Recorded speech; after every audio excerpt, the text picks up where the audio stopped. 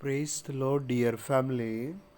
मत्ती 20 अध्याय उसका 29 से लेकर 34 वचन हमें प्रभु यीशु मसीह की एक बहुत प्यारी घटना के विषय में बात करते हुए दिखता है। वचन बताता है जब प्रभु यीशु और उसके चेले यरीहो से निकल रहे थे तो एक बड़ी भीड़ प्रभु यीशु के पीछे होली। आप बात को समझो, आप किस समस्या में फंसे हुए हैं, किन हालातों से जूझ रहे हैं।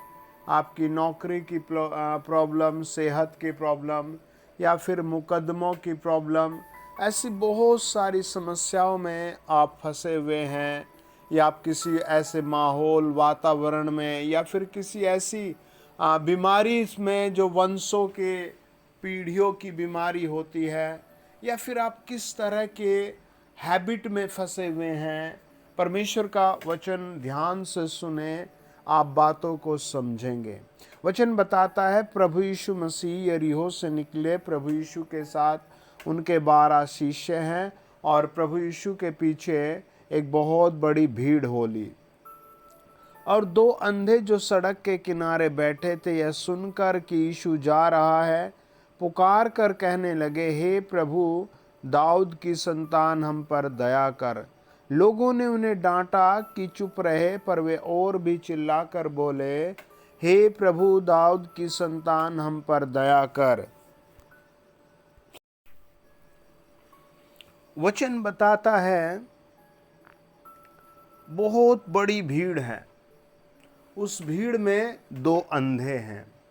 आपके पास बहुत सारी प्रार्थनाओं के निवेदन हैं, पापों की क्षमा, अपनी चंगाई का, नौकरी का, बरकत का, अपने आसपास के लोगों के लिए हैं, रिश्तेदारों के लिए बहुत सी प्रार्थना निवेदन है। आपके पास बहुत सारी चिंताएं हैं। आपके पास स्वर्ग जाने की कोई इच्छा ना भी हो, मरने की कोई इच्छा ना भी हो, हैं, ऐसी बहुत सारी टॉपिक्स, बातें हैं। और जो वास्तविकता है, सच्चाई है, हैं, ऐसे कितने मुद्दों में आप जी रहे हैं, कैसे माहौल में आप जी रहे हैं। आप मुझे भारत में सुन रहे हैं, ऑस्ट्रेलिया में सुन रहे हैं, नेपाल में सुन रहे हैं, आप मुझे दुबई में सुन रहे हैं, आप मुझे इंडिया के किस क्षेत्र में सुन रहे हैं। आपके पास अपनी प्रॉब्लम होंगी, आपके पास अपने प्रार्थना के टॉपिक होंगे, आपके पास अपना बर्डन होगा जिसे आप उठा कर चल रहे हैं। एक बहन एक दिन अपनी प्रार्थना का निवेदन बता रही थी कि मैंने अपनी ज़िंदगी बेस्ट जी है, एक लेवल बनाकर जी है, कहीं भी गंदगी में, दुख में, बीमारी में खुद को फंसने नहीं दिया। लेकिन मेरा पति मुझे शराबी मिल गया, मैंने उम्र भर उसको संभाला, ये किया वो किया, मेहनत की, मेरा बेटा बिगड़ गया। है? आपको एक कदम के बाद दूसरे कदम पर दुख, समस्या, कुछ ना कुछ आप नहीं चाहते वो मिल सकता है। परमेश्वर का वचन सुने, ध्यान से समझे। आपने आशीष पानी है। आपकी क्या उम्र है, परमेश्वर के सामने कोई मायने नहीं है। आप कहाँ रहते हैं, परमेश्वर के सामने कोई मायने नहीं है। इन व्यक्तियों की हालत को आप सुनिए और समझिए। वचन बताता है प्रभु यीशु मसीह 12 चेलों के साथ आगे आगे जा रहे हैं। उनके पीछे बहुत बड़ी भीड़ लिखी है। अब भीड़ का कोई जब अनकाउंटेबल हो जाते, हम गिन नहीं पाते, तब उसको भीड़ कहते हैं। आप एक नज़र में बता सकते हैं, ये आदमी 5 साल का है, ये बच्चा 5 साल का है, ये लड़का 16 साल का है, ये बता सकते हैं आप 30 साल का है, आप बता सकते हैं 40 साल का। आप एक नज़र में बता सकते हैं 20 आदमी बैठे हैं, 500 आदमी बैठे हैं। कई बार मैं पूछता हूँ, जहाँ मैं मीटिंग करने जाता हूँ, बाद में, भाइयों बताइए आज कितने लोग आए थे।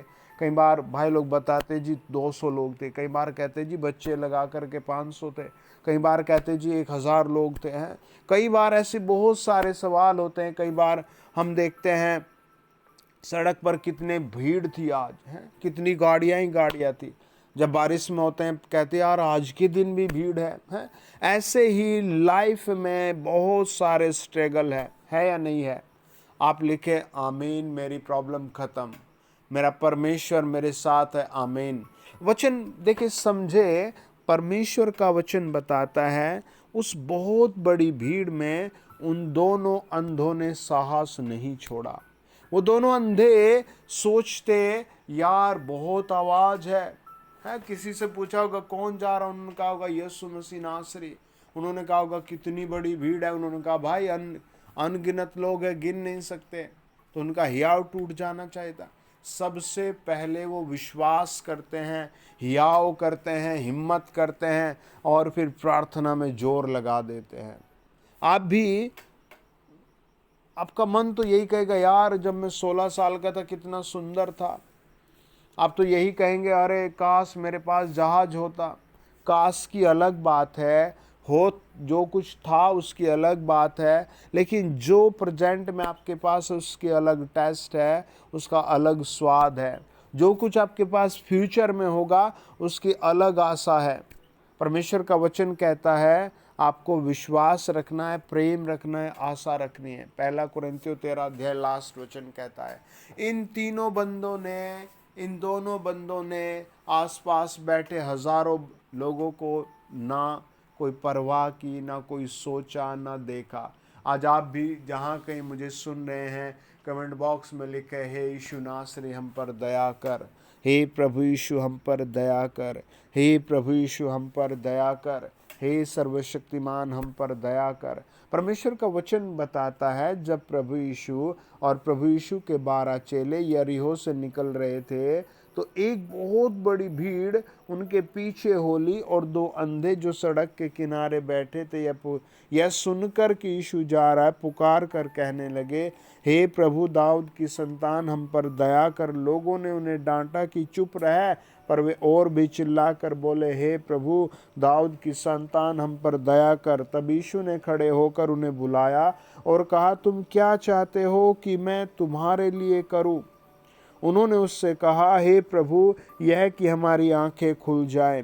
यीशु ने तरस खाकर उनकी आंखें छुई और वे तुरंत देखने लगे और उसके पीछे हो लिए। परमेश्वर का वचन बताता है उनकी प्रॉब्लम ये थी, वो अंधे थे।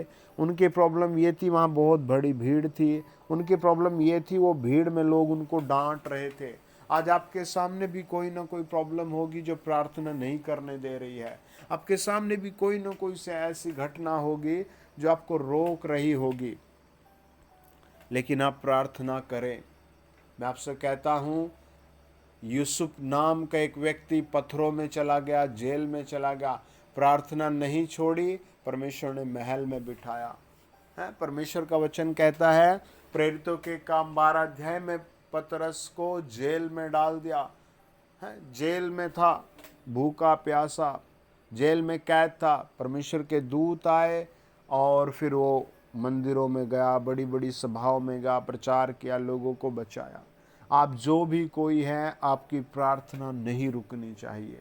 आपके जो भी नौकरी का टॉपिक, जो भी आपकी प्रेयर रिक्वेस्ट है, वो रुकनी नहीं चाहिए। आप बेस्ट पाएंगे। हालेलुया।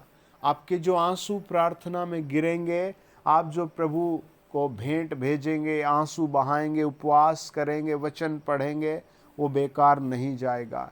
आप जितनी बार हाँ और आमीन बोलेंगे वो बेकार नहीं जाएगा। वो परमेश्वर की ओर से आपके लिए फल लेकर ही आएगा। वो आपको फल दिलाएगा ही। मैं आपके लिए घोषणा कर रहा हूँ, अगले 7 दिनों में आप बहुत बड़ी आशीष पाएंगे। आप परमेश्वर की ओर से बहुत बड़ी आशीष पाएंगे। कोई आपका मजाक नहीं बनाने पाएगा, आप रोने नहीं पाएंगे, आपको आत्महत्या नहीं करनी। आपको प्रेम, विश्वास और आशा रखना है। इन दो अंधों के पास क्या था? क्या सपोर्ट था इनके पास? अरे ये तो भिखारी थे, इनके पास था क्या? ये तो भीख मांगने वाले थे। कुछ थी इनके पास सपोर्ट? कुछ भी नहीं।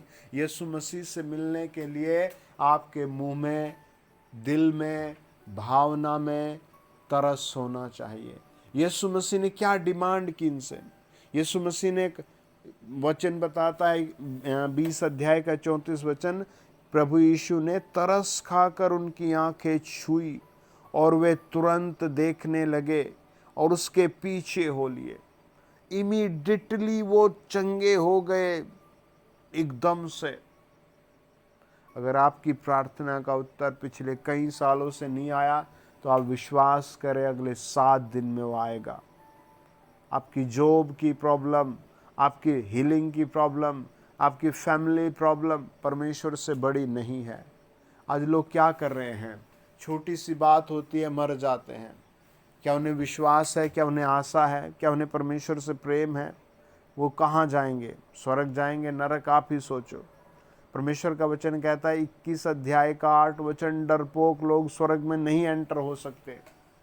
आपको धैर्य के साथ बैठना है, परमेश्वर के साथ जुड़ना है। वचन बताता है वो लोग यही प्रार्थना करते हैं, हे प्रभु दाऊद की संतान हम पर दया कर। हे प्रभु यीशु दाऊद की संतान हम पर दया कर। कितनी स्मॉल प्रेयर है। आप अपने घर में एकांत में बैठे, अलग बैठे 10 बार, 20 बार, 100 बार, 1000 बार यही रिपीट करें, हे प्रभु यीशु हम पर दया कर, हे सर्वशक्तिमान हम पर दया कर, हे राजाओं के राजा हम पर दया कर। आपको पता आज लोग बहुत गुस्से में रहते हैं, छोटी छोटी बातों में मरना मारना रहता है। एक छोटी सी टक्कर में बुजुर्गों को भी लोग गाली देते हैं, माता पिता तो दूर की बात है, बड़े भाइयों को भी हैं, 80-100 साल के लोगों को भी हैं। पता नहीं किस गुस्से में है, किस चीज़ में जी रहे हैं। आपको परमेश्वर को धारण करना है, परमेश्वर को पहन लेना है, परमेश्वर को पवित्रता में पकड़ लेना है। विक्टोरी आपकी होगी, विजय आपकी होगी। आपके लिए घोषणा कर रहा हूँ प्रभु यीशु मसीह के नाम से। आमीन। कॉन्ग्रेचुलेशन। आमीन।